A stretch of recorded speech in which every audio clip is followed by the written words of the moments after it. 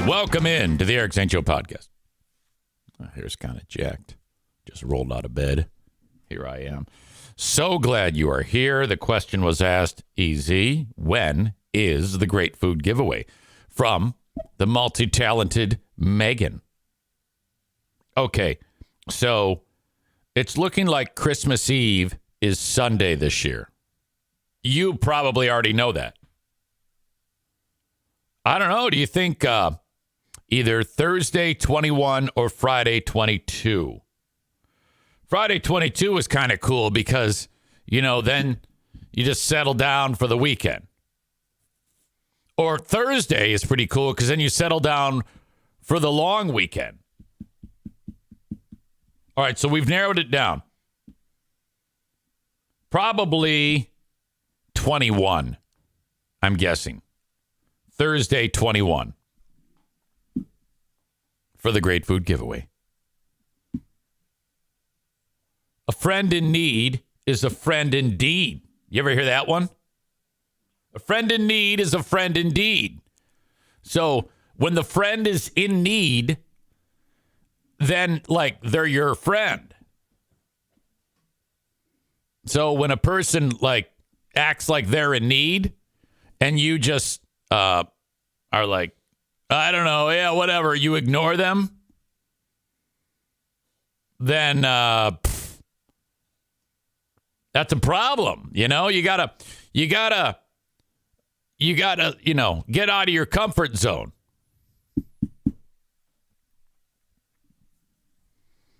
Questions being asked and they'll all be answered about the great food giveaway. Well, we'll come back to that. That's all I'm touching on the great food giveaway. Amanda's asking what time. I don't know. I barely got the day. Patrick just doesn't know what the fuck it is. All your questions will be answered. Again, this is not a conversation anymore. Now we're moving on to the show part. Okay? I'm not here for question and answer. I'm here to do a show. God damn. Everybody's a chatterbox. Just kick back, drink your coffee, and love life. That's all you got to do. That's the best way to handle this. I wake up this morning, got myself a gun, and I've got messages on my phone from a pal. Shit's hit the fan. Shit's gone down. And because EZ is wise, people tap EZ on the shoulder and say, look, as we welcome back Ashley. Look at, there's Ashley. We said we miss her, and then here she is. All right.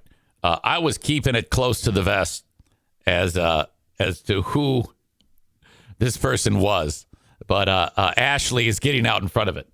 And she says, I'm sorry I ruined Zane's day. Well, again, you didn't. You didn't. My point was a friend in need is a friend indeed. I was trying to keep it like, laid back and relaxed and not share all this with the audience. And then you just jump out and say, yeah, it was me. I was having a problem, so I reached out to my pal Eric for help, which is totally cool. That's up to you. I wasn't going to reveal that. That's your story to tell. She says you can talk openly, you dummy. Well, I'm not going to get too open because there's another person involved. And I love that other person. So let's just say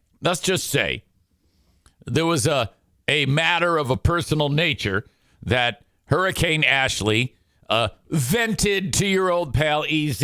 And people love to vent to EZ because he's wise. He's not exactly smart. I'm smarter than all of you, but I'm not exactly smart. It doesn't take a lot to be smarter than all of you. But I'm just wise. I'm just the wise old fuck is what I am. So when they show up, when people show up with all this, that, the other thing, I'm the guy that goes, well, and I try to put it into perspective to help you navigate things. And that was on display again. I was brilliant, okay? I was absolutely brilliant.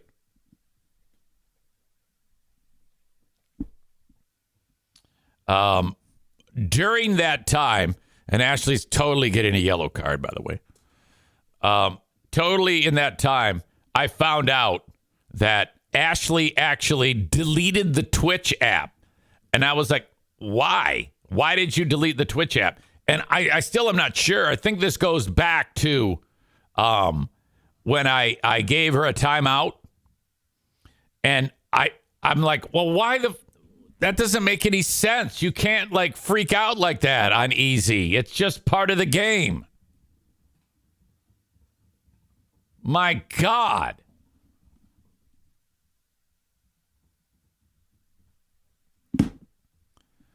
But so I was trying to assist in the navigation of whatever it is that the problem was. You can't quit easy. If eventually you'll come back because everybody loves me. Everyone loves me. And except for the former Zaniacs, they might even love me. I don't know. Chris from Buffalo says Category 4 hurricane blew in this morning named Ashley. Now, she's not mad at me. I mean, look at it. She says, someone gift me. Oh, my God. Gift yourself, ding dong. Oh, now she's going to delete the app again. She says, I've gifted so many times, I'm done with these ads. The ads are great. I don't even think she can hear what I'm saying because the ads are playing. See, you brought this on yourself. Had you not deleted the app, you would not have had this problem. That is an Ashley thing. Well, nevertheless, I wake up to texts and screenshots, and I'm like, okay. I'm trying to navigate and help because I'm a helper, you know. Having a conversation. I don't want to. Again, she wants me to go and break it down and like get intricate with the details, and it's like there is no way in fuck I am going to say anything that could get me in trouble because I love everyone involved in the discussion that she is having that is putting her in a bad mood. So fuck that.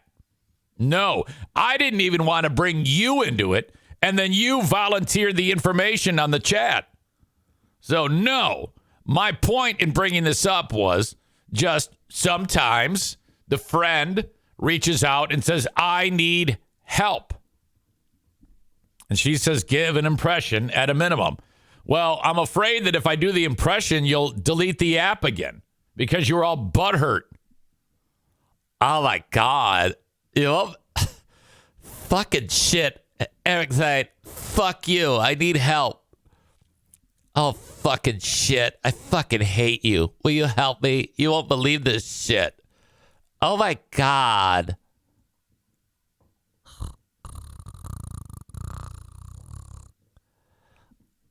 Fucking shit. Oh, my. I'm so pissed off. Thanks for helping me. Fuck you.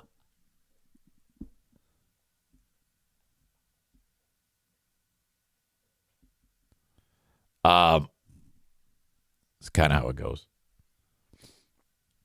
Look, hey, Ashley, hope you're doing well. Everybody misses you. So sweet. Oh, my God. Fuck off. Suck my dick. Oh, shit. Fuck you. I love you. Fuck off.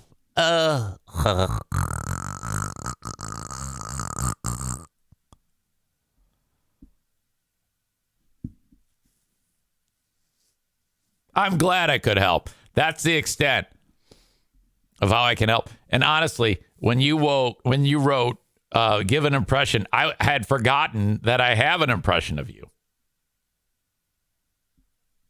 But doing that is spectacular because usually Ashley says fuck you as much as she says I love you. Fuck off. I love you so much. Merry Christmas, you cunt. Ugh. Eat my asshole. Fuck you. Merry Christmas, cunt.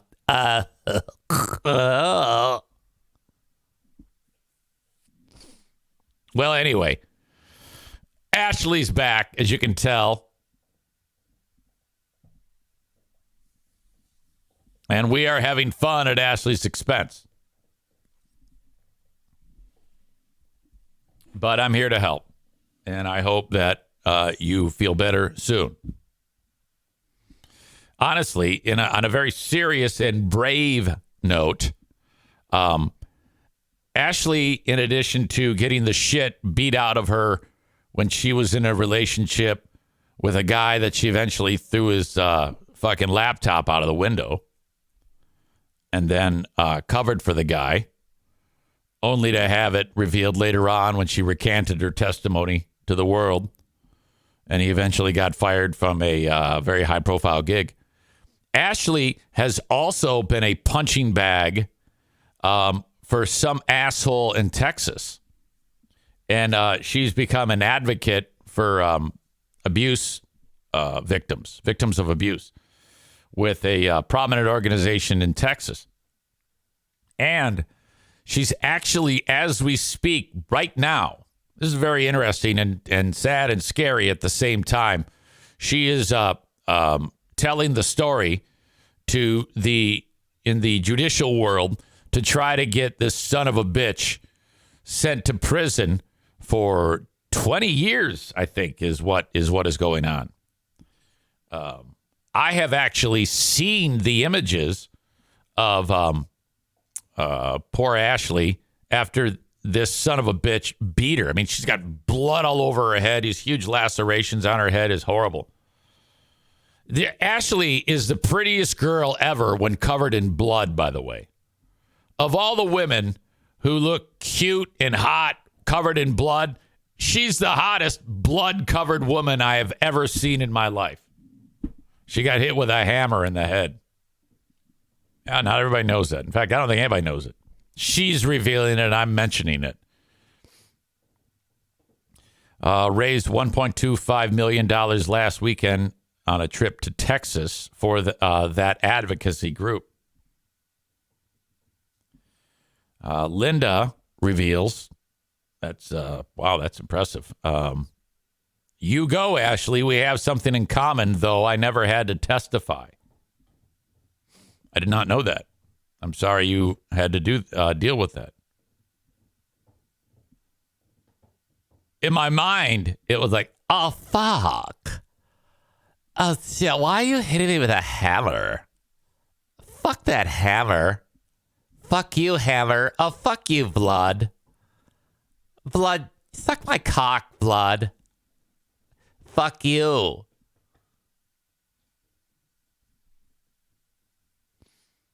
Nobody deserves to have anyone lay their hands on you, even if you're crazy, she writes. God. Stevie says, damn, the show took a turn. Yes, that has been a... Ashley has... She needs a victory, okay? After the relationship with the guy who she threw the laptop out the window, she then, got out of Dodge and went to Texas and then found Mr. Wrong again.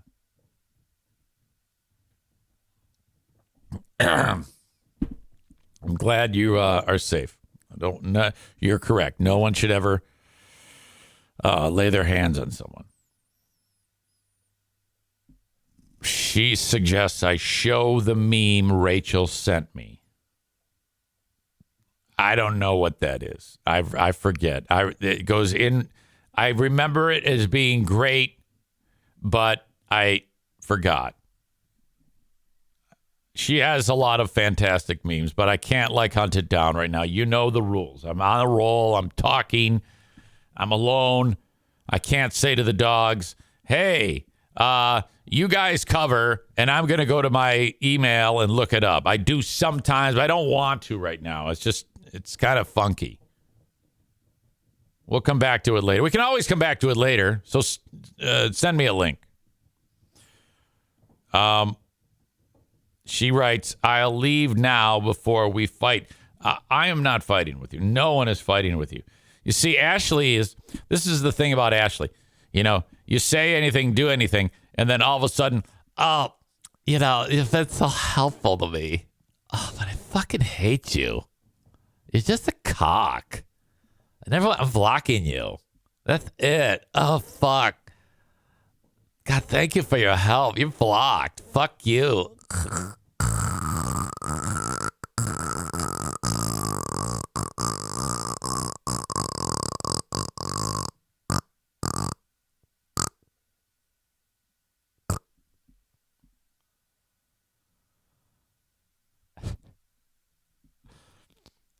She says she has never said cock in my life. That's a good word.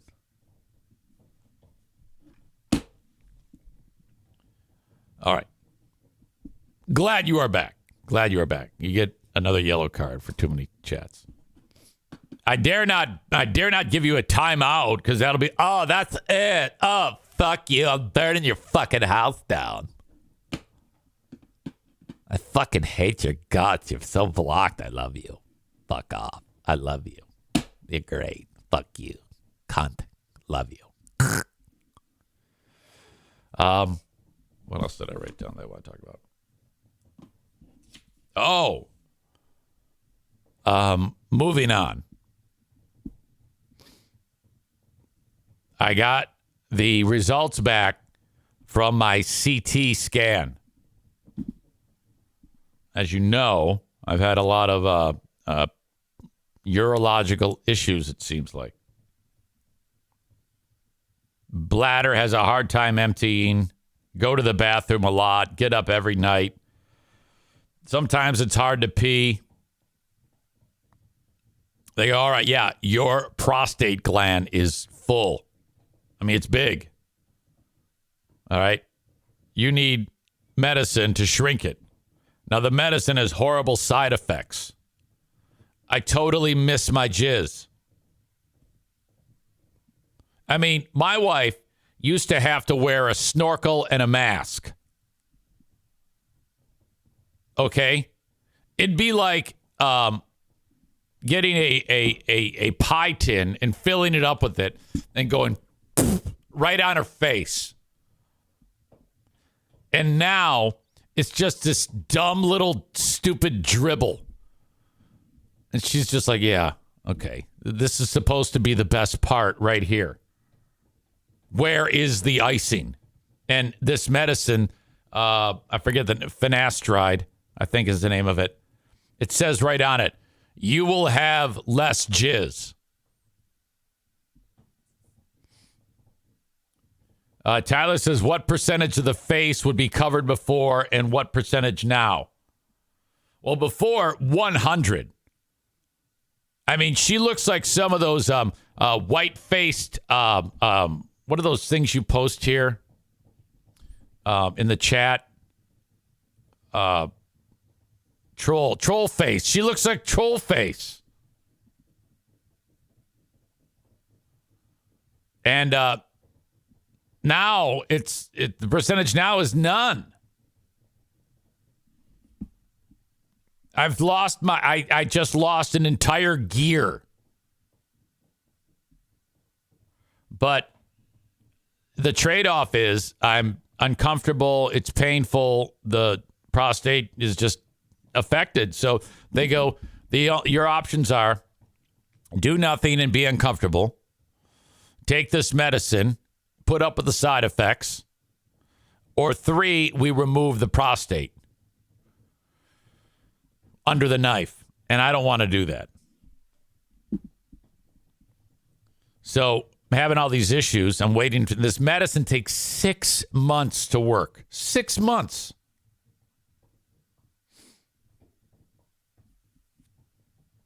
Tyler says, let that dry and you have a free skincare mask that will leave the skin completely smooth. Boy, I didn't know about that. Amanda writes, quote, here, honey, wear my dick snot.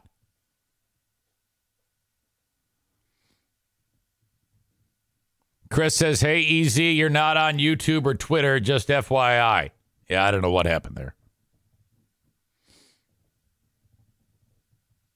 Ryan says 6 months. Good Lord, man. You got to do hockey in that condition. Well, it does seem to be working a little bit.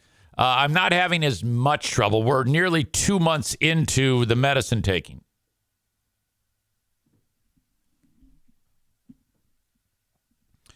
All right. So, but I was in so much discomfort that, I was like, maybe there's something else wrong. And they said, well, I'll tell you what, just for your own they said, tell you what, EZ, for your own peace of mind. By the way, I think I'm now on Facebook and Twitter and YouTube. For your own peace of mind, EZ, you can go ahead and get a CT scan. So I got it, and then it's taken forever to get the results back. But I finally got the results back.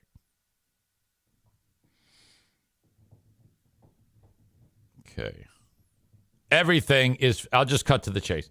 Everything is fantastic. There is not a thing wrong with me.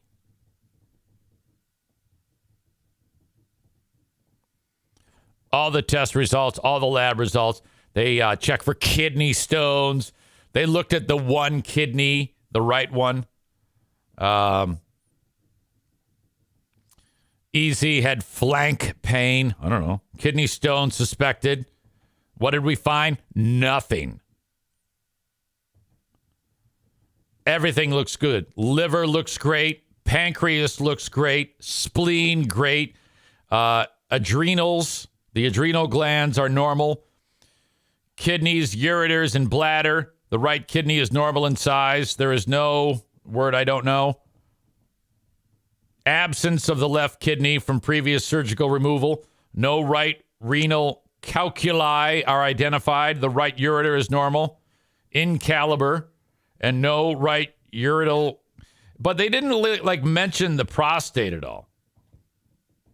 But if it was, I mean, they already have diagnosed BPH. But nothing more to report. In fact, then the PA writes, EZ, CT negative for any kidney issues. Recommend that you follow up with Dr. Byers if pain continues, as it is likely non-urologic, urologic in nature. I guess I'm good. Something I just have to put up with until this medicine shrinks my prostate even more. I guess it's weird that at this age, I was expecting about another 30 years of solid jizz. And now it's just gone. I just miss my jizz.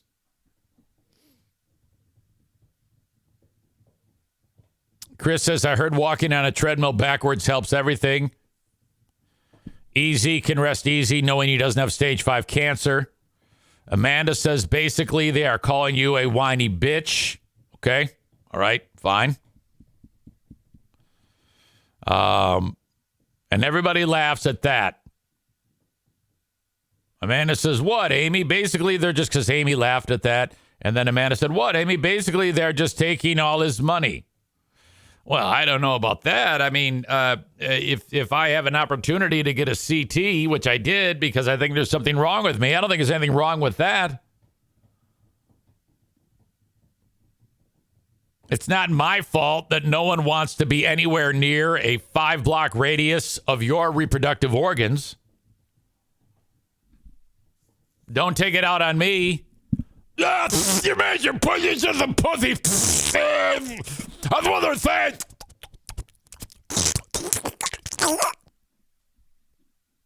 Fucking pain in the ass. Kent is here. He's all fired up for his maize and blue. Kent, one of the Walmart Wolverines. The big game going on this weekend. Michigan and Penn State. The whole world hates Michigan right now, including your old pal EZ. Michigan takes on Penn State tomorrow at, what time is it? Noon? Oh, my God. So by 3 o'clock, we'll know. This is the first opponent that Michigan has played that is any good. They have taken on all loser schools. Here's the amount of points that they've given up this year. 7, 10. This is in league. 7 and 0 and 13. So 13, 20, 30, 37. They've given up 44 points this year in league games. Again, now Joe Martinez, that gets him riled up. He writes, "You suck, go blue." Star Wars sucks 69, whoever that is, says, "Hail, hail." Okay. Look, prior to Harbaugh, I liked Michigan, but I didn't root like you jackasses. I was like, oh man, I wanted them to do well, but they couldn't get anything right with the what they had going on. They bring Harbaugh in, and then they suck for the first handful of years, and then suddenly he turns it around. Somehow, despite being a fucking weirdo. All you slappies then fall right in line. Oh, he's the greatest thing in the whole world. Oh, go blue. Yeah, hail the victors. Real annoying. I'll admit, though, the 2 years that they beat Ohio State, I was happy with that. I liked that, you know? And I was cool, especially the game that Aiden Hutchinson really kicked ass, kind of propelled him onto the level that he's at right now with the Lions. That's so cool. I love that. But now, after all this bullshit that's happened with this guy, I want him to fall right on his fucking face. I posted this to Facebook yesterday. I ripped it off from somebody. Made it a reel so I can get some coin out of it. Okay, let me get to it. It is a quote from Bo Schembechler's book, and it applies to Harbaugh. Bo Schembechler said in his book, when someone uncovers a scandal in their company, I don't think they can say, hey, I don't know. I didn't know that was going on. They're just saying they're too dumb to do their job. And if they really are too dumb, then why are they getting paid millions of dollars to do it? They know what's going on. So that's what Bo Schembechler said about Jim Harbaugh. Bo Schembechler called Jim Harbaugh a cheater. So what do you say about that? I mean, I didn't say it. Bo Schembechler said it about your man Harbaugh. That can't feel good. If one of the godfathers of Michigan coaching and college football says Jim Harbaugh is a cheater, God damn. Kyle says, didn't Bo Schembechler cover up a scandal? Pot, have you met kettle? Well, yeah, exactly. He knows precisely what it takes. That's how he's so aware.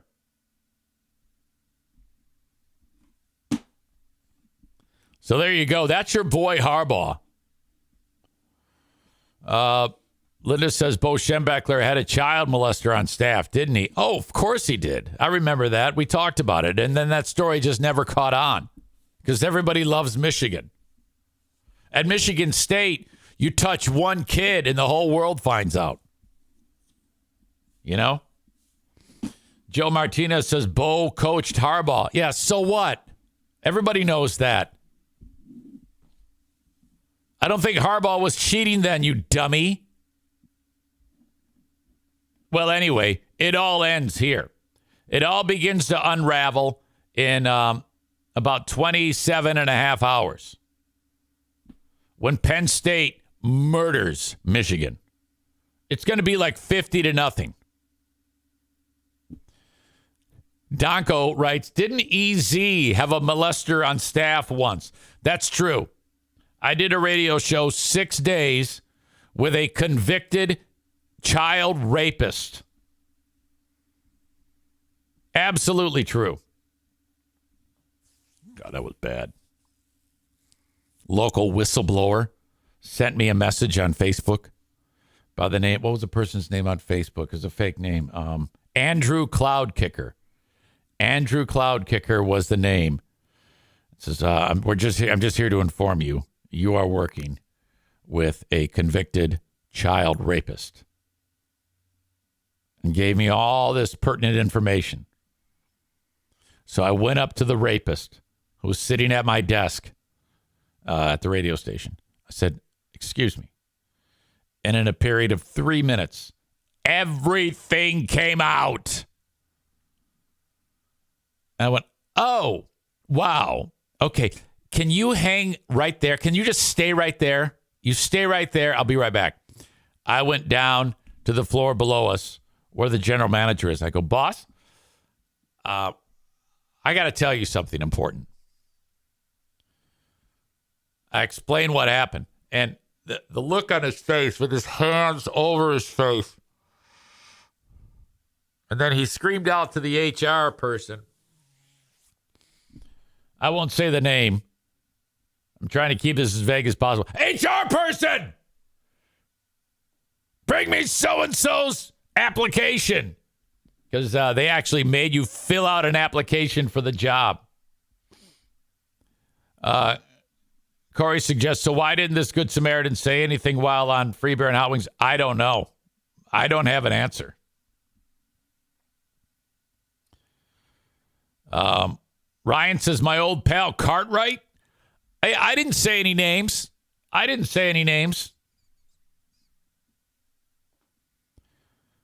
And then so-and-so lied on the application about felony conviction, which was perfect because that meant this was going to be an easy firing. My job was, and then so I go back upstairs. Dude's gone. He's not there anymore. He has left. Never stepped another foot in the office. This was on a Thursday. He was fired by Friday. There was some phone calls that took place between me and Dude, between the big reveal and the firing, and he'd be like, "What's gonna happen? What's gonna happen? Oh my God, what's gonna happen?" I was like, "Oh, we got this, no problem. This is nothing. Don't even worry about it. Yeah, we'll take care. We're gonna wash the internet. No one's gonna know it. It's totally fine. Not a problem." Hang up. Call the boss. Yeah, he's getting fired. Don't talk to him anymore. Oh, so bad. Talk about an anxiety attack. Oh.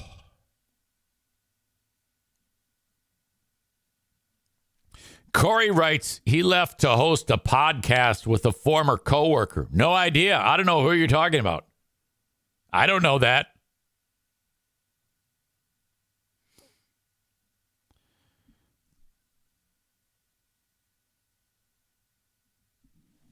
Weird.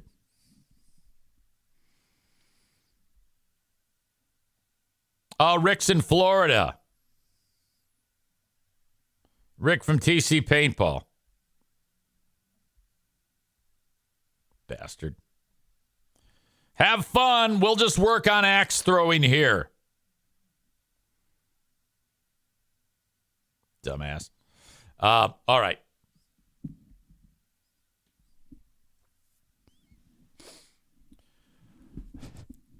All sorts of fun comments on the chat. Then EZ proceeded to lay on the ground in the fetal position while coworkers probably pointed and laughed at him. Yes, I actually did lay on the ground. Linda says, I wonder if his podcast co-host would let him babysit his kids. Well, I don't know that he's doing a podcast. You guys must know more than I do. Ben Weller says, God damn it, I missed a good story. You never know when these stories are going to hit. That's why you dicks have to turn this shit on when I go live. I go live at 8. You don't know what you're going to miss. Bastards. So dumb. All right. So my health is intact, I guess. You know what this is? This is just age. I'm just getting old. Okay? What with the knee? I can't run anymore. I have to take old man walks to the neighborhood. I do power walk, though. I walk hard like Dewey Cox. Okay? And those walks really kick ass. Jesus Christ. I set my record for time the other day through the neighborhood and burn a ton of calories doing it. But I can't do anything high impact. Just bad. My brain health is, I can't say that I'm alarmed. I'm just slightly concerned. Okay. First of all, young Adam Schwab says, the Freeburn Hot Wings crew must be in denial. The acolytes on Reddit think that big fraud Zane is lying. Yeah, I've heard that too. And I've always said I can be accused of many, many things. But to just come out and lie is ridiculous. That's just not my game. It's just easier to say exactly what happened. It's more interesting that way than to make up some crazy-ass story. Besides, when you make up a crazy-ass story, odds are you're going to change it the next time you tell it. And it's not going to make sense. It's not going to pass the sniff test. Every time I've told details of that story, all I do is put my brain back to the moment of what I was feeling, where I was. I remember every inch of that story, every inch of it. There was even a time after the child rapist got fired that I ran my mouth. I talked about it to people who know the rapist and know me. And it got back to the rapist. And the rapist called me and was furious. And I'm like, well, what? I don't know what to tell you, man. It's like, I'm not saying anything that's not true, that isn't known. Jesus Christ.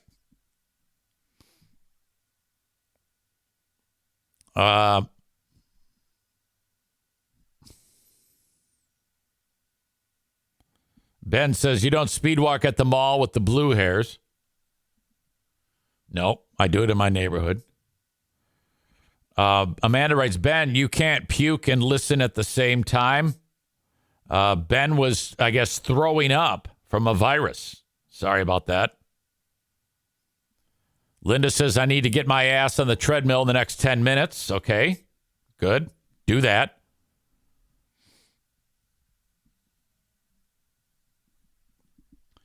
But no, I'm definitely not lying.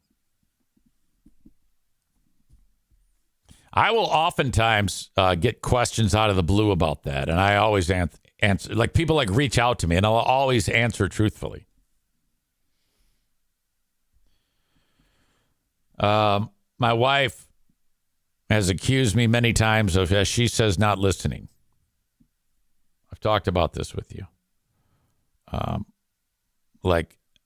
I will be in the same room when she's describing something she plans on doing to, like, Jackie. And she assumes that I'm listening. And I'm like, no, I'm not. I'm cooking. Well, yeah, but hey, I told you. You did? Yeah, I was in the kitchen talking to Jackie. I go, okay, well, you told her. You didn't say, hey, honey, and then tell me. And she says, well, I mean, you were in the room. I go, yeah, it doesn't work that way. If I'm engaged in the conversation, that's one thing. I might as well not even be in the room. You know? So she goes, okay, well, I have this to do, that to do, this to do, that to do. I go, okay, great. Yesterday morning, she comes in right to this room and says, honey, and she's talking to me in this patronizing tone. I go, yes, dear. After school, I have to take so-and-so to the airport. Then I'm getting my nails done. And then I'm going out for a drink with Jamie. And I go, okay. Jamie's her girlfriend, who, by the way, needs a boyfriend. Late 40s, cute as a button. And she needs a boyfriend. So I'm right now looking at the who is offering, who has potential in the chat. Kyle, no. He's Patrick is single. You would be good for Jamie, but you're in South Carolina, so you're out. Corey, no, he's married. Joe Pellerito, married. Kenny, no. You're in Tennessee. And you would crush your little body. Let's see. Kyle, no. Into Dick. Chris from Buffalo, no, I think you're married. And in Buffalo. Adam, married. Ben Weller, don't know the story. You might be. Tyler, married. Joe Martinez, married. Let's see. Nick, Arena Nick, I think you're married. Maybe you're not. I don't know. But you're kind of a hick, and I don't think you would blend well. So Easy Sex Agent says no to that.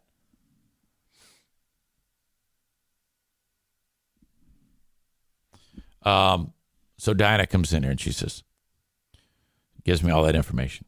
I go, okay, sounds good. Kevin Kuipers, no, definitely not Jamie's type. And he's too much of a child, for God's sake. Jesus. He lives with his mommy.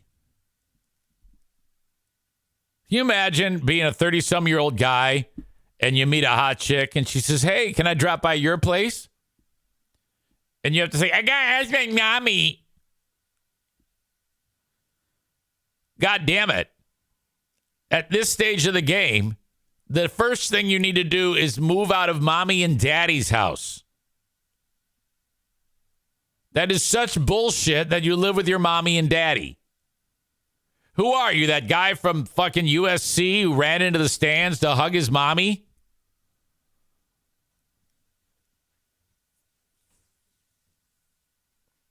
If you want any hope, you have to first, I don't give a shit if you live in a box. You can't be at mommy and daddy's house. Get out of mommy and daddy's house. Pay rent. I don't give a shit what you do. Live in a trailer. A girl would rather have sex with you on the street than go to mommy and daddy's house. Amy says, Cutie Patootie isn't in his 30s, is he? I don't know. I think he is. Early 30s.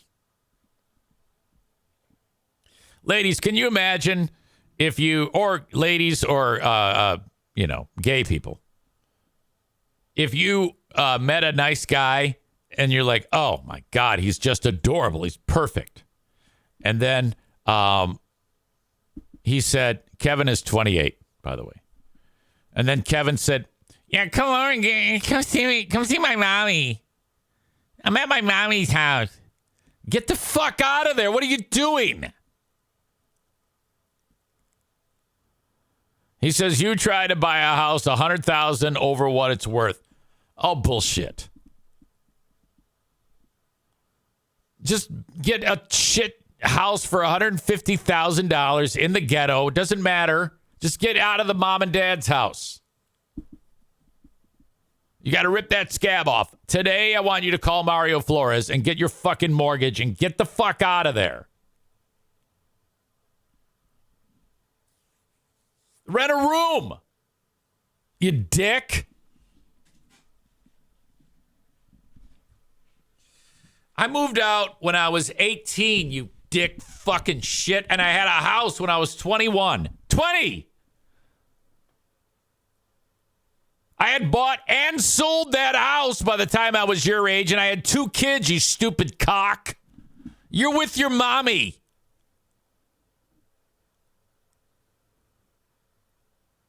God damn.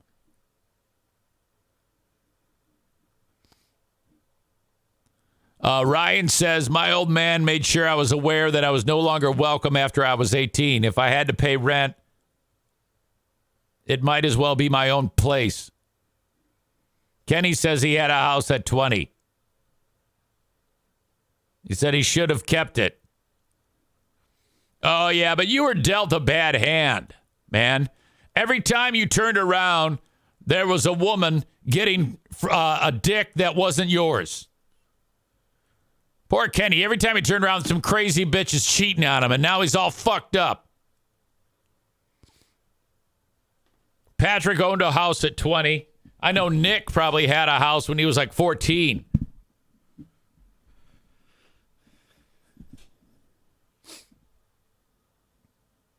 Amanda says, I own a house at 20 as well, and last Monday they found a dead person in front of it. Oh, my God. Well, that's interesting.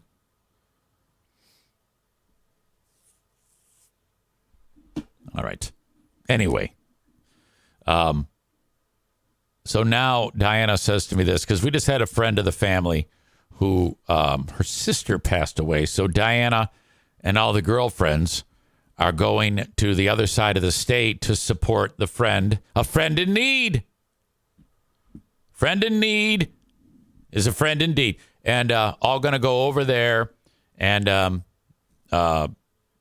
be there for the funeral. Now, all during the week, Diana said to me, I don't know if it's Friday or Saturday, this funeral deal. And you might as well just chalk up a whole weekend. And that is what's happening. And I go, okay, because I asked her, I go, do you want to go to the Griffins game on Friday? And she says, well, I don't know if I can because of this. I go, all right, so I don't know what's happening. I know there is a funeral this weekend at some point, but I have not been told that. Today, I'm getting ready to make her lunch this morning. And I go, honey, what do you want for lunch? Normally, she texts it for me when I'm downstairs and getting my coffee. And no message. I go, hey, what's up? What do you want for lunch? I told you. I go, no, I didn't get that. No, I told you I don't need one. I don't need a lunch. Remember, I'm coming home at lunch for the funeral. And she comes down, and I say to her, well, you didn't tell me that. I don't know what you're referring to. I told you this. I'm like, oh, my God.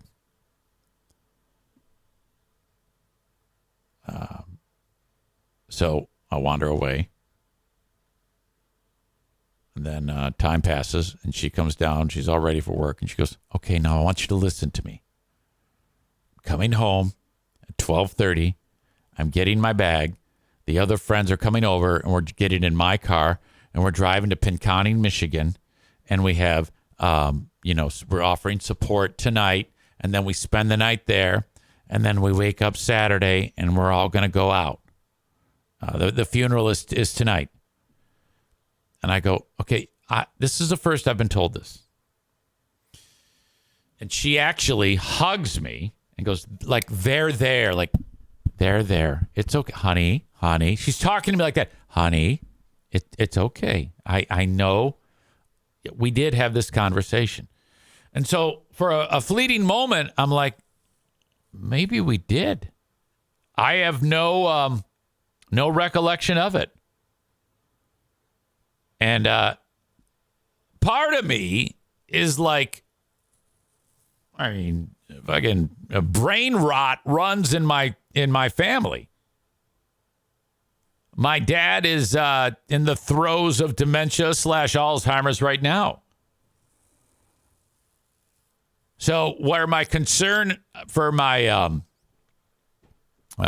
prostate is of being riddled with cancer has dropped, now the idea that I've got all sorts of amyloid proteins chowing on my brain meat as we speak like fucking Pac-Man. Wow, I had no recollection that conversation even took place. I can't believe it. Now, I am going to really start to pay close attention because what I want to do is I want to catch her and then for my own peace of mind. The next time she, quote unquote, has a conversation with me and determine like the moment in time when I'm like, okay, so right now, do you think you're talking to me? Right now, do you think that you're actually giving me information? Oh, yeah, I'm talking. Well, we're in the other room. I'm in the other room, and you're talking in the other direction. I don't actually hear you, so this does not count as you informing me. This is what I'm predicting is going to happen. This is not you filling me in and having a conversation with me. We actually have to be looking at each other's eyes when we're talking. I haven't said that to her yet, but I'm going to. Tyler says, I've experienced these instances too. I've actually considered wearing a GoPro around the house so I can play back conversations to determine which of us have memory issues. I think there's a ad campaign out right now where they're arguing they throw the red challenge flag and then the ref shows up with the replay thing. I love those ads where you're trying to figure out like who left the sunroof open or who said what. That's where I am right now. Progressive red flag. Great ads. Those ads are great, and so are the ones where the dude is trying to keep you from becoming your parents.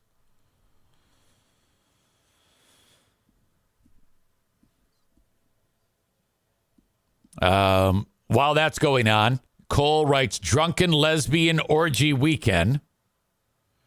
Corey says vulvas are going to mash, but then he doesn't give me troll face anymore. Did I, shame that out of you? Call of Duty calls it gaslighting. Kenny says he loves those ads, but he also loves the Mayhem guy, too. The Mayhem guy is awesome. I love Mayhem. Oh. Aren't these all insurance commercials? Red Flag, Keep You From Becoming Your Parents, and Mayhem, like 3 different companies. Mayhem is Allstate. Progressive is Red Flag. Keep You From Becoming Your Parents. I don't know what that is. You get one for Frank Fuss.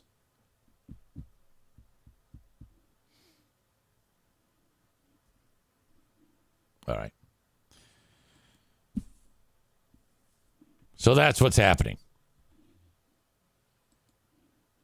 If you're enjoying the show on Facebook, X, or, of course, what's that called again?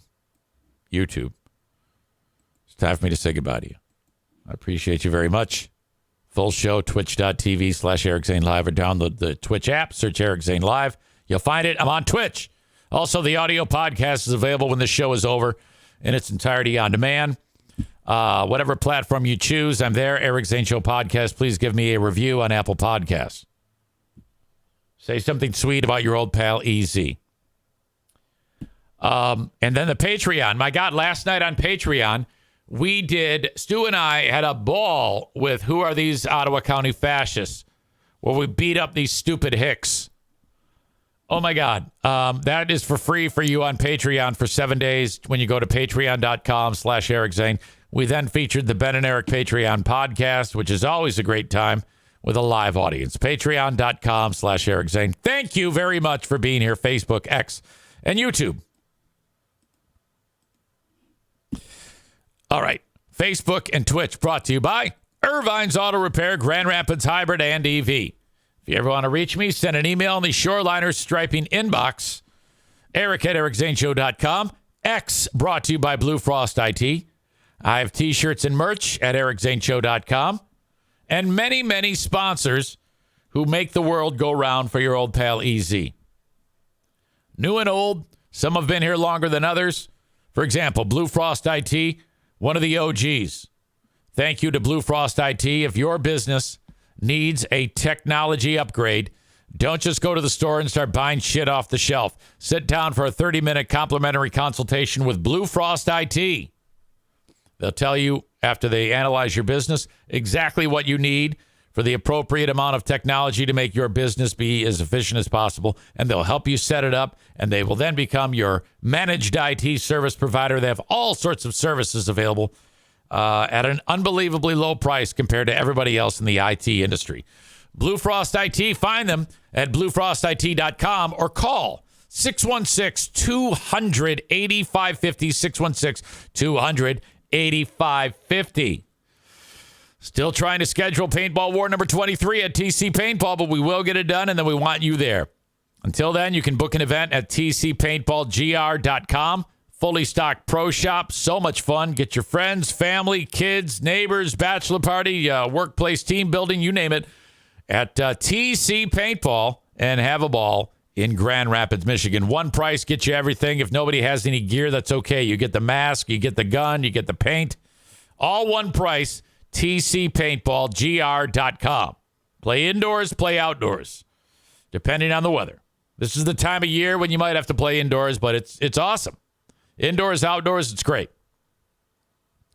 My pal Frank Fuss, My Policy Shop Insurance. I just talked to Gabe the Honduran. He said, I'm getting ready to talk to Frank. Fuck yes. Frank is the best. He can help you navigate healthcare.gov, get you in an insurance policy. It's time to do some adulting and get yourself insured. If you are between jobs or your employer does not offer insurance, or perhaps maybe you're self-employed, these are all instances that you would need to get an insurance policy through the marketplace. The way the federal government does it to ensure that you get insurance is they give you a tax subsidy to pay for the premium each month. It's a fantastic plan, and it's worked marvelously for your old pal EZ and his family, and it will work well for you too.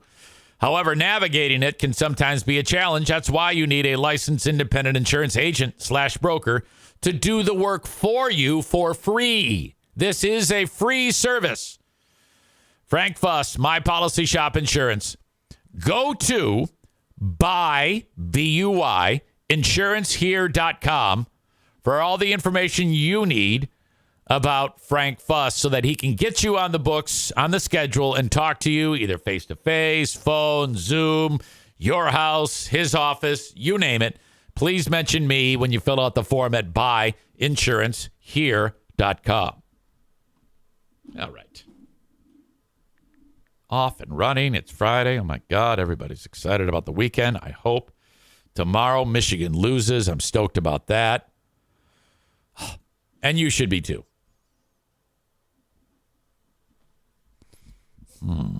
What's going on the chat?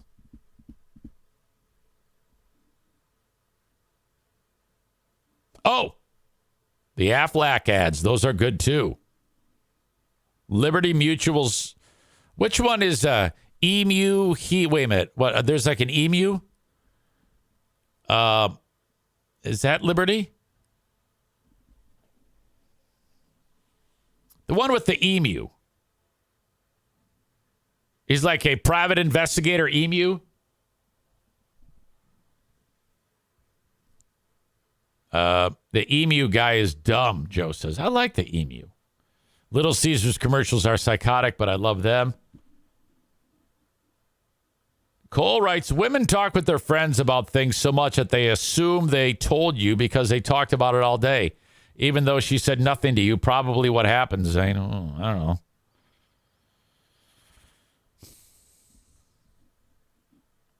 know. Megan says she's guilty of this.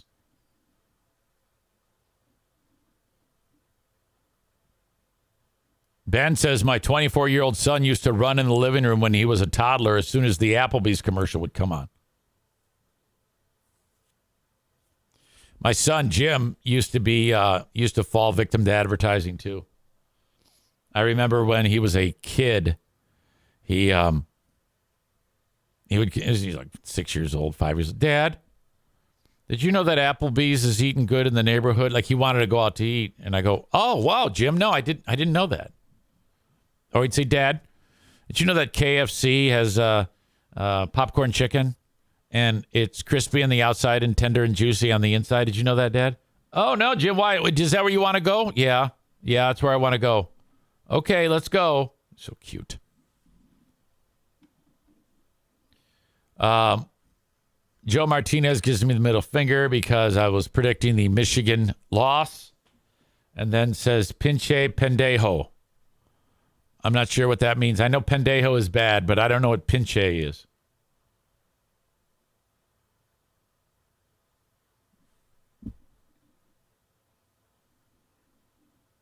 Ben said the same thing about eating good in the neighborhood. Emu. Wait a minute. And Doug. Chris says, I like the 40 ads on Twitch. Yeah, well, I'm trying to get you to, subscribe to it. That's how it works, you know? Joe Pellerito says, Easy wants Jerry Sandusky's school to win over Schembechler's. Come on now.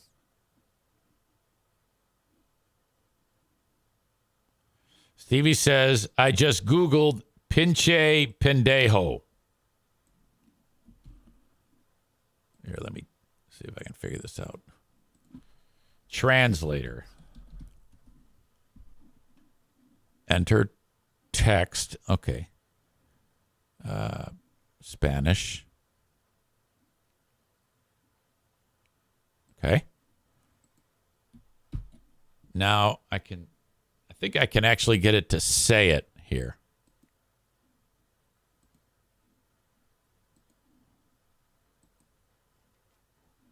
Means, oh no. Well, does that mean pendejo is idiot? That isn't so bad then, if you call someone an idiot, right?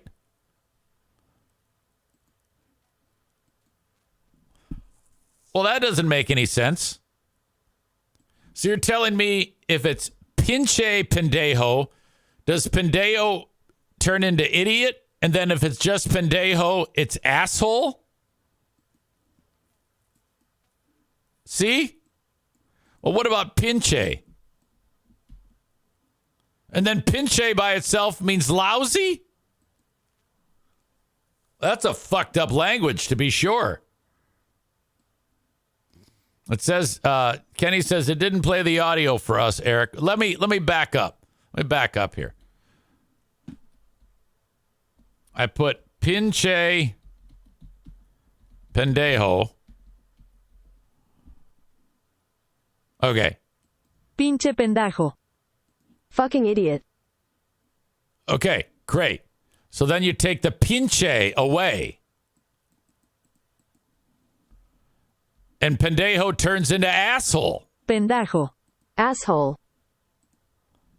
You put pinche. And that turns into, without pendejo, it just Pinche. Lousy. is lousy. That's fucked up, Joe.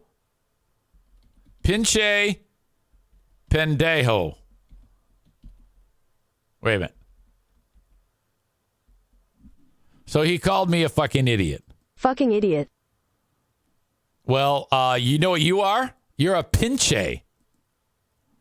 I think you're lousy. Pinche. Lousy. So if someone says to you in Spanish, how are you doing today? And you say pinche. He says, no tienes un palo bueno. Okay. Let's see if we can translate what Joe is trying to say here to your old pal EZ. This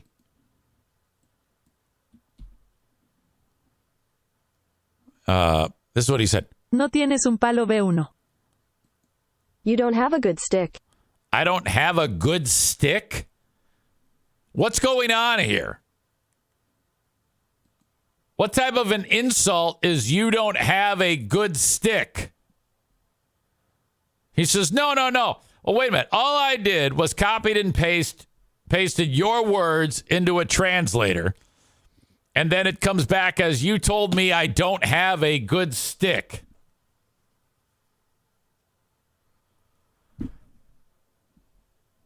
Chris says it doesn't translate slang very well. Here, well, let me turn it around. Let me see if I can do this. I'll go from English to Spanish. Okay? That way, I can help him. So if I wanted to say, go, you lousy, illegal alien. If I wanted to say, Go fuck yourself, you lousy illegal alien. Vete a la mierda, pésimo extranjero ilegal. there you go. That's what I say back to you. Vete a la mierda, pésimo extranjero ilegal.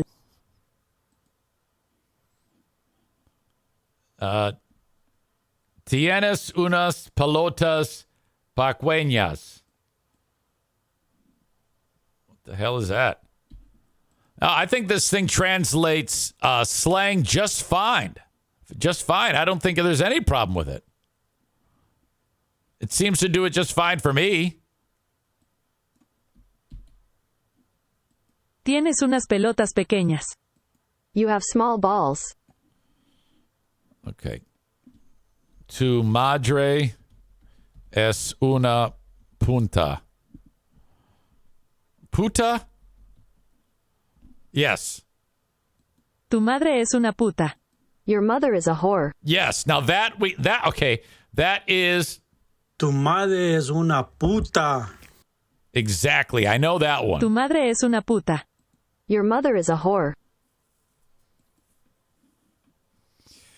We need another Senor Jose in person segment where we learn forbidden Spanish. Joe says, no tienes, and it's Juevbos. I don't know how to say that in your devil talk. Okay, hold on. Copy and paste. It's not copying. Hold on. Do this again. Copy.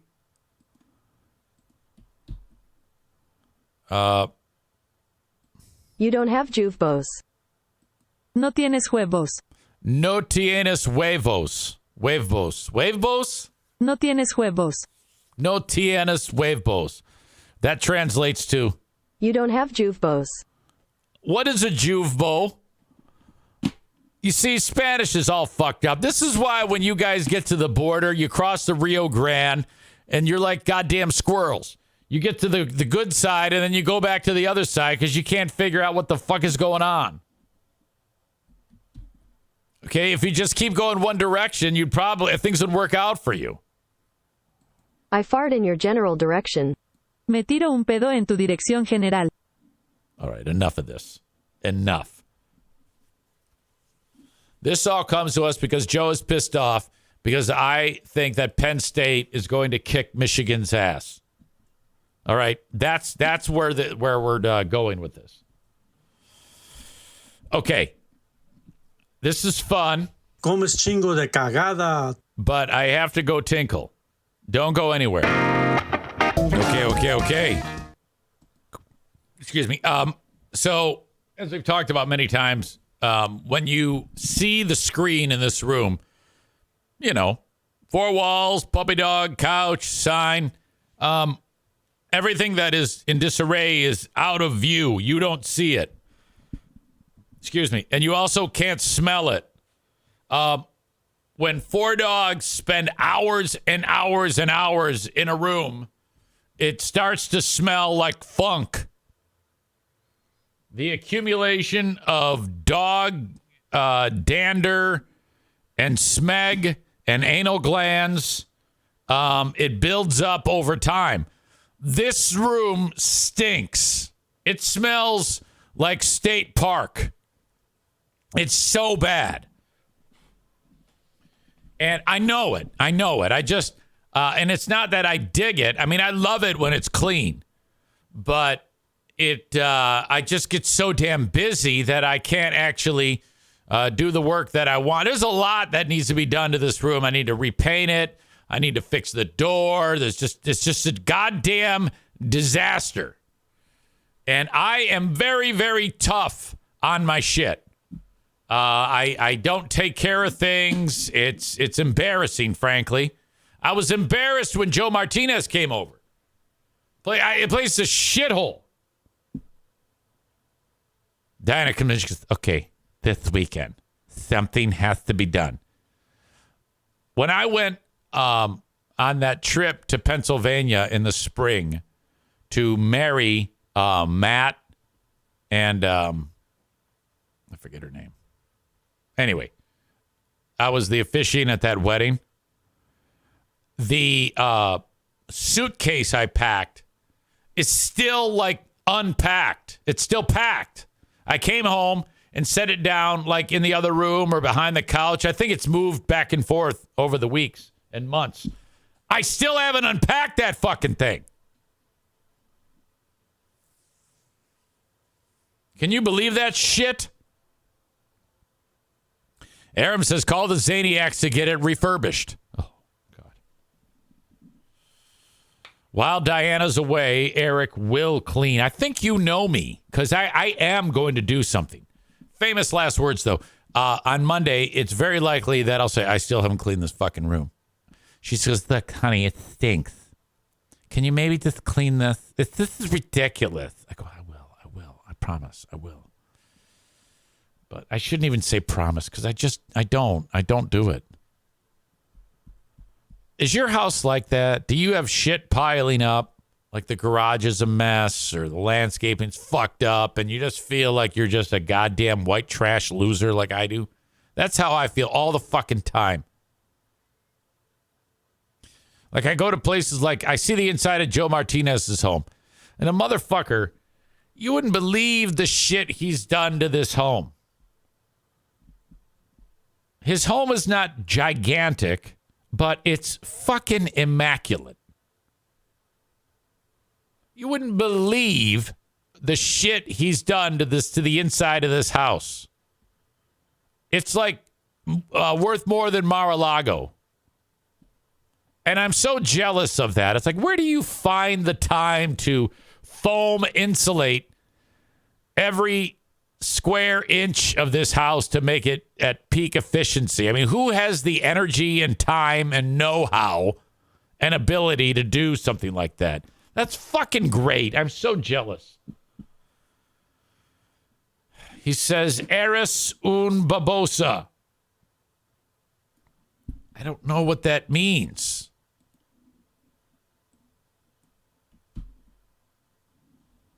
He says, Eres un baboso.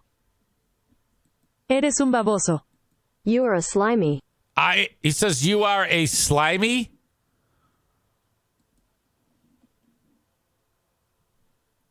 He's very, very proud of the fact that for 1 year, he's got it down to where his gas bill for a year for that house is $550 a year. His home is so efficient. What an asshole. That's $45 a month average. What about electric? What is that?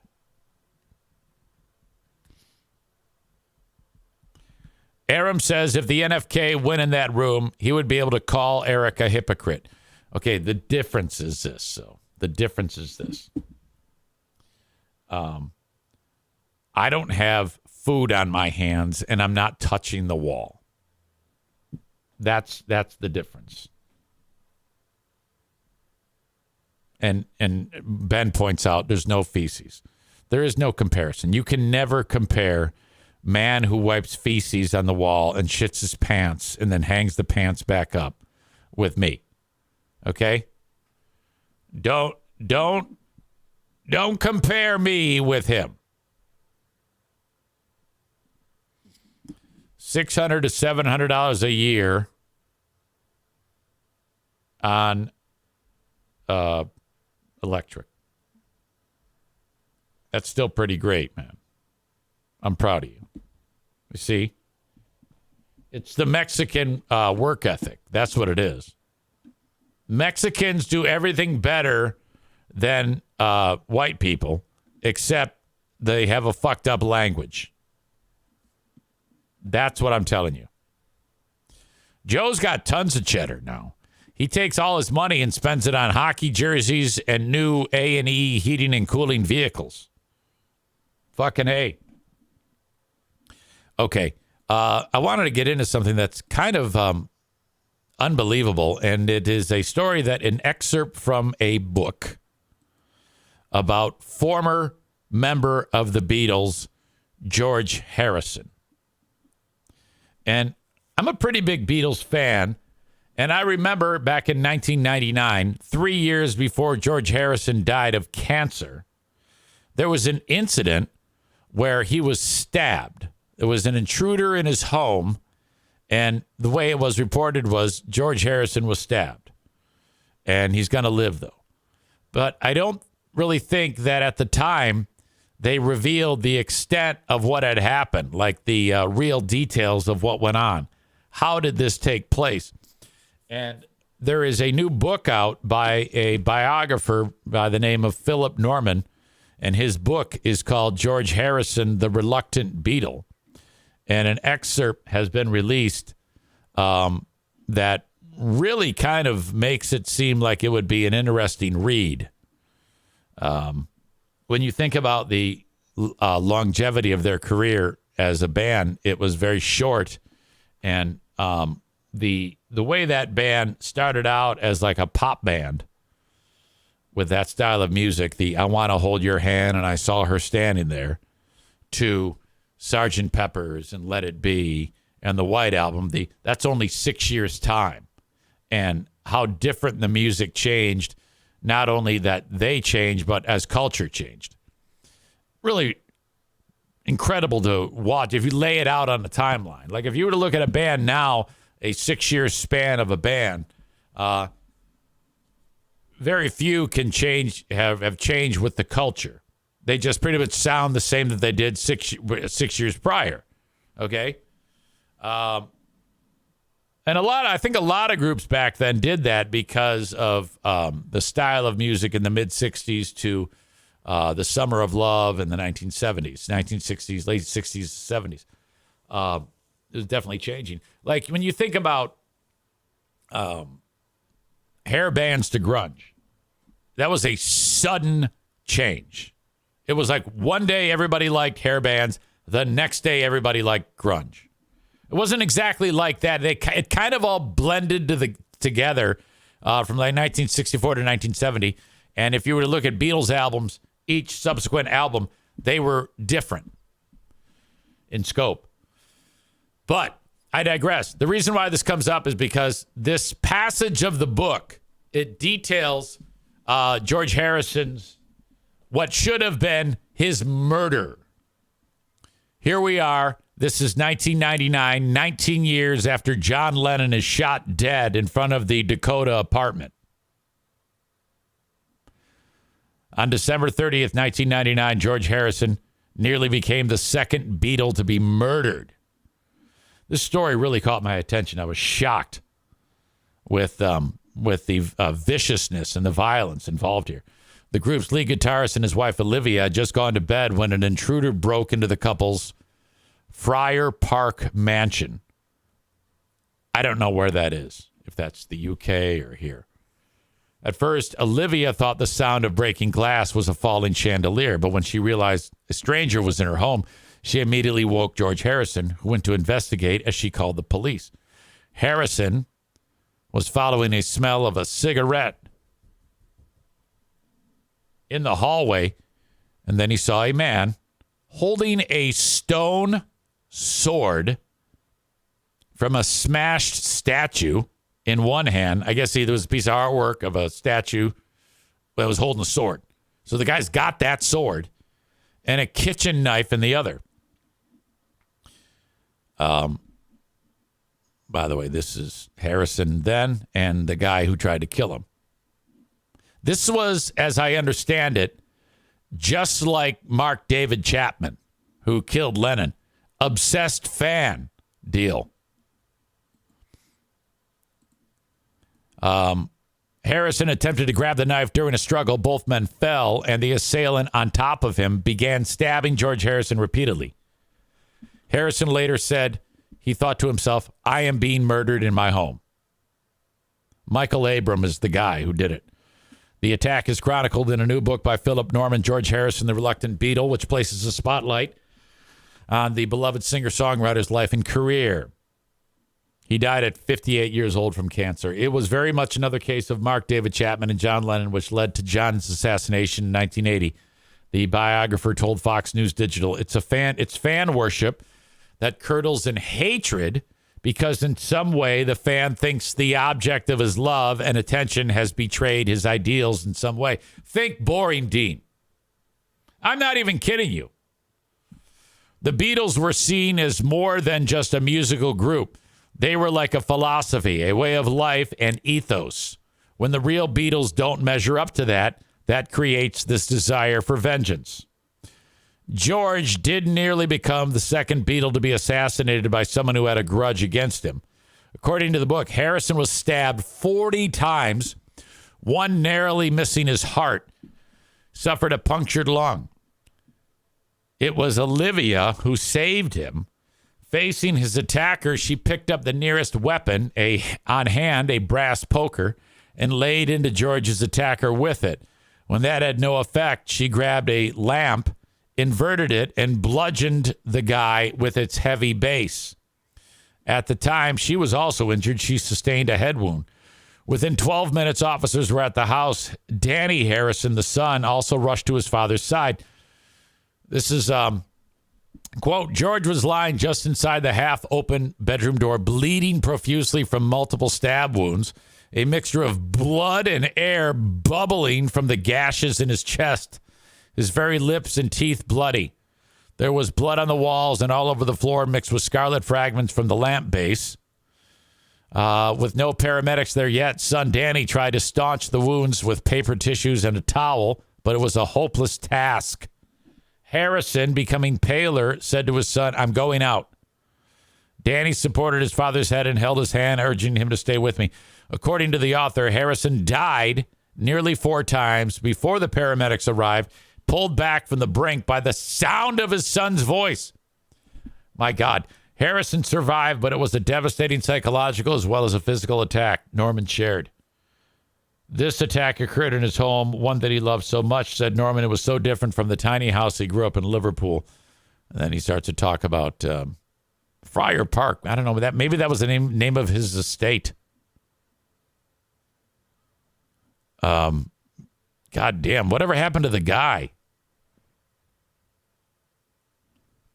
I think I need to get the book.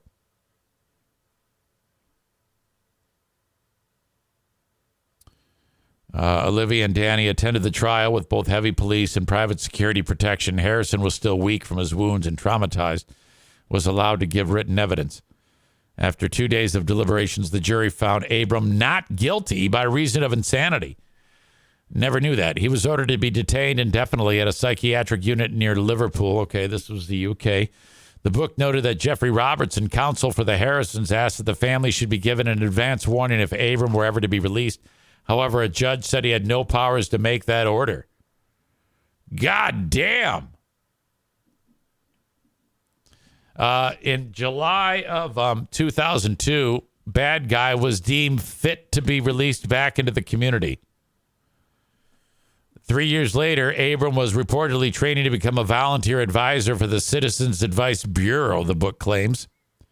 In the end, not paying a very heavy price, Norman told Fox News Digital. That is so weird. That the guy didn't, like, nothing happened to the fucking dude. Jesus H.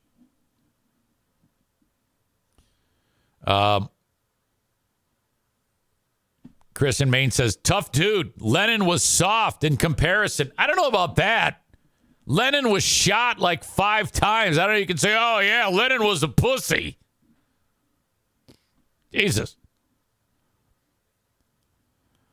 Kyle says, to Kenny, I don't know who this Mark David Chapman dude is, but I know who Nathan Gale is. Rest in peace, Dimebag Darrell. Oh, yes. That's the same thing. Fan obsession.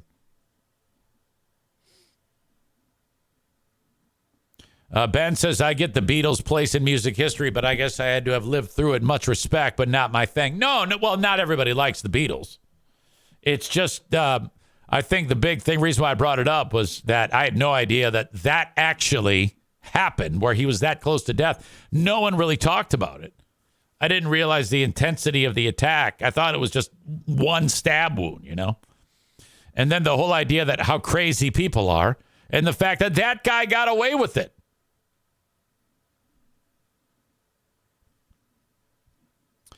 Amanda loves the Beatles. I do too. Why do all the sickos go by first, middle, and last name? Red flag for anyone currently doing that. You mean like KMK? Well, she does it by choice. The reason why they give the middle name of the killer always, or the bad guy, is so that they can lower the risk of someone having the same name. You didn't know that? That's why they always do three names. Mark David Chapman, John Wilkes Booth, Lee Harvey Oswald. They always give the middle name to differentiate, so that if there is a John Booth, you know, if John Booth murdered Lincoln, all of a sudden there's a guy, John Booth, that gets fucked right in the ass. You know?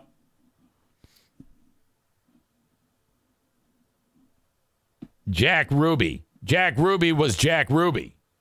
Well, we didn't have time, though, if you think about it. And besides, he killed a killer. We were still dealing with Lee Harvey Oswald. And then, I guess Ruby should have a middle. They should go with a middle name on Ruby. Or maybe he didn't have a middle name. I don't know. All right. Later on today, I'm going to be spending time with, I guess, something very, very popular in the world of children's television and children's culture. Do any of you know who Wimee is? Like, if you have small children, on PBS, there is a star robot known as Wimee the Robot. And I think Wimee the Robot is actually a product of the local PBS station, and it goes out to like the world. Wimee. Okay, and I think we're having like a kids' day at the hockey game. So typically, this is something that Josh, the in-stands MC, would record, but I have to do it this year because I don't think Josh is going to be around. So this is the promo of Josh with Wimee from last year. Hey kids, join me! Go Dash Go! And your Grand Rapids Griffins On Wednesday, November 16 at 11 a.m. Oh man, it's the matinee game presented by Consumers Credit Union! It's going to be awesome, and we want you there making some noise. So that I have to record that today with Wimee. I got to go down to this TV studio and do that thing. Make a 5 nights with Wimee. So many questions. Yeah, I don't know. I don't know why the robot doesn't have hands. Donut Dan says that is Consumers Credit Union's mascot. I don't think it is. I think it's local public television. Wimee the Robot. Wimee's Words, as seen on PBS, is a children's series that helps kids to explore, learn, and create with Wimee the Robot. It's a PBS thing. And I think some dude locally made the robot. So it's kind of a big thing. So I got to do that damn thing. They said, yeah, just wear like a Griffin's jersey and then go to. I'm like, fuck. So that's today. Moving on. I have an update on the Ottawa County thing. First of all, the Ottawa County debacle, which we covered a little bit on who are these Ottawa County fascists yesterday with Stu McAllister. The Daily Mail, which is, news on the other side of the pond, is all over it. The story of, oh, we're going to fire her. No, we're going to give her $4.1 million is catching fire. I mean, people are talking about this all over the place, about how Adeline Hambley, the outgoing health director, if she accepts the buyout of $4.1 million and agrees to resign, that is 30 years of her salary. 30 years in order to keep her from suing the county. This couldn't have worked out better. All right. A lot of people want her to stay, but if she takes that money, this is yet another nail in the coffin for these Ottawa County impact scumbags. Matt Witkos from Fox 17 he's talked about, he's been following it ever since Ottawa Impact took over in January. He has a story that I should have featured it yesterday, but I didn't even see that it had made the rounds. But this is his report on the whole thing. To accept Council's recommendation regarding litigation and settlement activities in the case of Hambley v. Ottawa County as addressed during closed session. Sources tell Fox 17 Ottawa County has reached a massive settlement with its current health officer, agreeing to pay Adeline Hambley $4 million to quit her job. Thanks for. She hadn't even sued them yet, and they offered her $4.1 million. Joining us tonight, I'm Jamie Sherrod. And I'm Josh Berry. This is a story our Matt Witkos has been covering for months. Matt, what else have you learned? Because really, this is a massive deal that's been a year in the making. Yeah, almost a year in the making, Josh. The $4 million settlement would reportedly be the largest claim ever paid out by the county. In exchange for the money, along with quitting her job, Hambley would also have to drop her lawsuit against the county. An added condition would be for the deputy health administrator to step down in the near future. A source tells me Hambley's initial offer was for her to stay on the job and the county would cover her legal fees, which a source tells me was much larger than the $80,000 that they eventually settled on. This negotiation followed a 2-day removal hearing after 4 charges were levied against Hambley. She was accused of incompetence, misconduct, and neglect of duty during the county's budgeting process. Commissioners were expected to vote on her termination, but instead went into a closed session for 8 hours. When they returned, commissioners voted 7-3 to, quote, to accept council's recommendation regarding litigation and settlement activities in the case of Hambley versus Ottawa County as addressed during closed session. Commissioner Jacob Bonema released a statement tonight. Okay, before we get into the statement, this guy was in Ottawa Impact. He won his seat, and then he rejected Ottawa Impact because they're too crazy. Saying that it reads in part today, Ottawa County residents are learning they got a raw deal. The decision by Ottawa Impact to pay out Adeline Hambley goes against every principle of good governance and fiscal conservatism. Bonema also did shed light on conversations that happened Monday. He adds a few commissioners had discussed during the closed session that they are willing to pay a premium to get their desired outcome. Now, this $4 million settlement isn't a done deal. Paperwork still needs to be signed at this. Is this guy special? Point. It's not clear why the majority of the board commissioners. It sounds like he's got styrofoam in his mouth when he's enunciating. Push for a removal hearing, but ultimately moved to settle. A meeting is scheduled for Tuesday. Count on Fox 17 for coverage. In studio, I'm Matt Witkos, Fox 17 News. He sounds drunk to me. I think that guy might be hammered. Tyler writes, "Make our kids wear masks, will ya? Well, here's $4 million, bitch. Take that." Adam says, you know what is also good governance? Have an adequately funded health department. Kyle says, this sounds exactly like fiscal conservatism. Cut spending by spending more.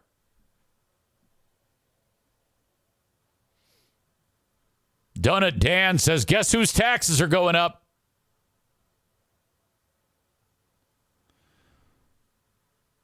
Ben says also he was mishmashing words. He was free-beering it. Chris says he sounds like the boom goes the dynamite guy, Matt Witt goes. He does a good job of actually digging through the stories, but his presentation is all fucked up. You know?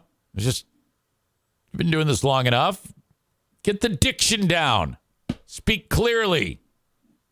It's not that hard. Young people speak fucked up. Case in point. I've talked about this before. Mitten. Mitten. You put it on your hand. They keep your hand warm. That's a mitten.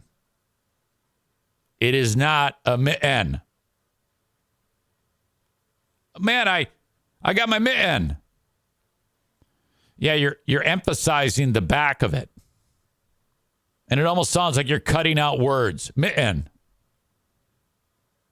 Button. No, it's a button. That is a button. Not a button. Push the button. You sound like a fucking idiot. Van Andel Arena is located on Fulton. Not Fulton. Fulton, correct. Fulton, incorrect. There's a name for that, too. I knew a person who actually had a name for that type of speech impediment. Most young people will say Fulton instead of Fulton. They will say mitten instead of mitten. Linda says she hates the hard G at the ends of words, too. Singing. I'm singing. 'Cause she's singing.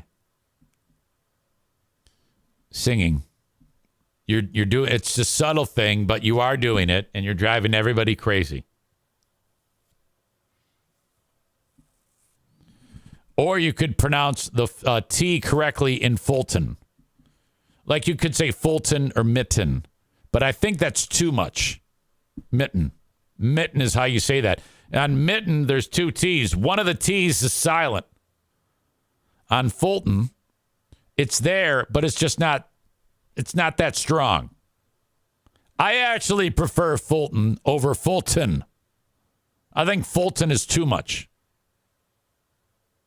Fulton is how you say that. But it's definitely not Fulton. The fuck is wrong with you? Fulton.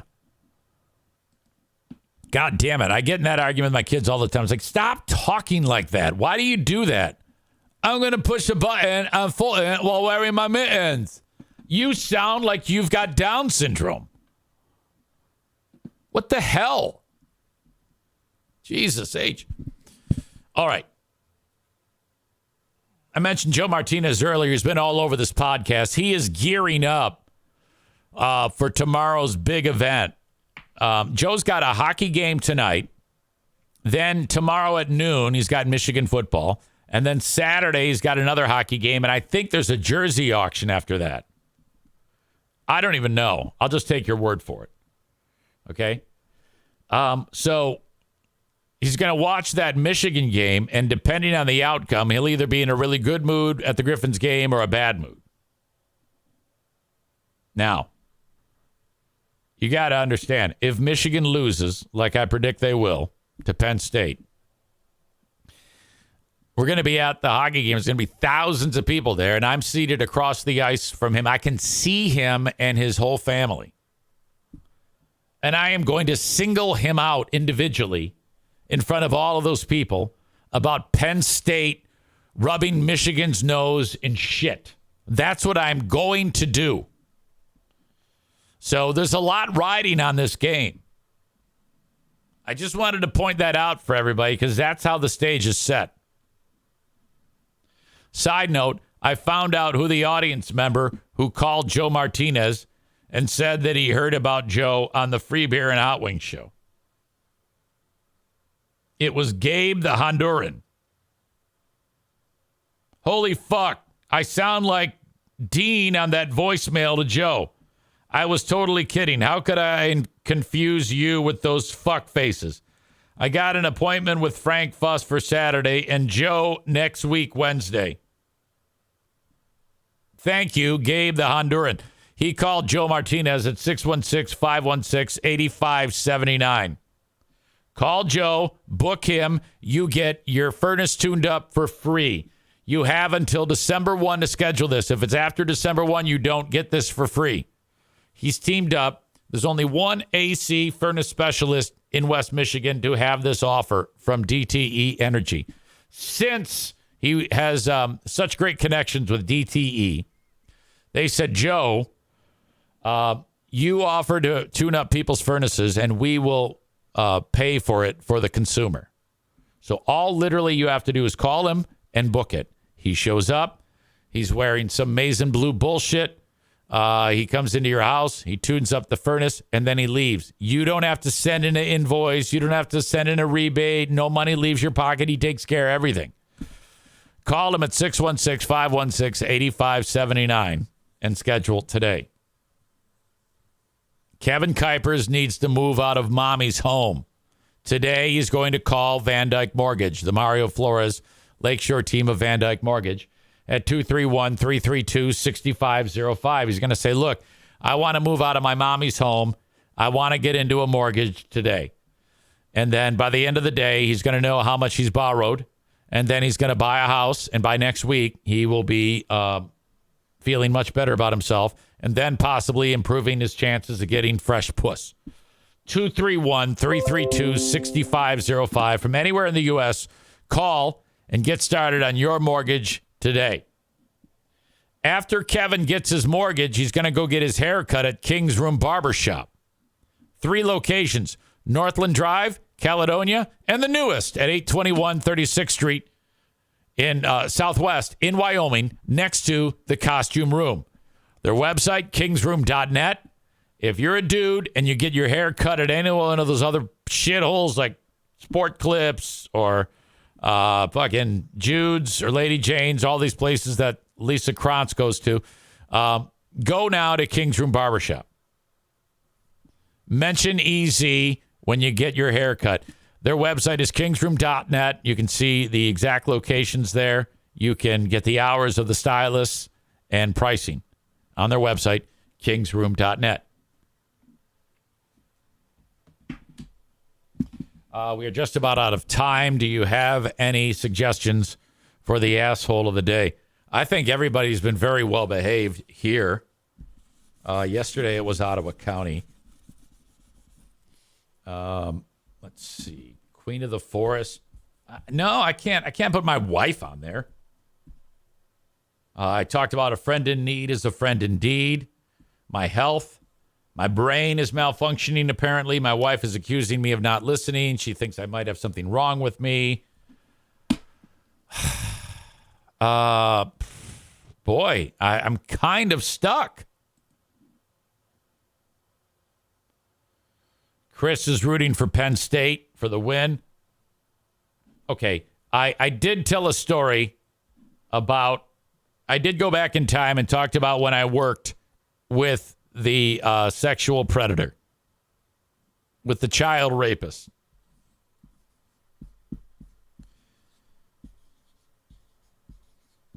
So I'll go down that road again. Child rapist podcaster in Jenison that I worked with for 6 days. And he lied on the resume. Child rapist podcaster in Jenison. That's your TC Paintball asshole of the day. Kenny says asshole of the day is Eric for saying he'd crush Diana's friend. Well, yeah, I mean, I wouldn't want to jeopardize her health. I mean, she's a little bitty. And if you lay on top of her, that would be dangerous. So I don't think that there's anything wrong with that. You're very fluffy. What do you want me to do? I didn't make you eat. Don't blame me. It's math. Blame Isaac Newton, fuckface. All right. Thank you, folks. Have a good one. Bye-bye.